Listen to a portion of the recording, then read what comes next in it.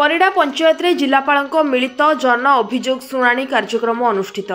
गजपति जिला गुमा ब्लॉक अंतर्गत परिडा ग्राम पंचायत सम्मेलन कक्षठारे ग्राम्य मुखी प्रशासन सह संयुक्त जन अभियोग शुणाणी कार्यक्रम अनुष्ठित होइछि।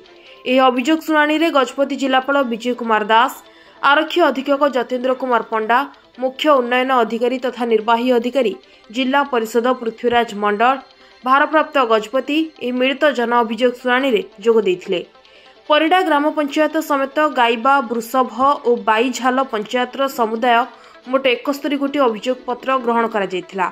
सेतिमध्यरु व्यक्तिगत अभियोग समस्या 27टी और ग्राम भित्तिक समस्या 44टी रहितबा बेले सेतिमध्यरु समस्त अभियोग को तुरंत समाधान करबा पई जिलापाल अधिकारी मानकु निर्देश देथिले।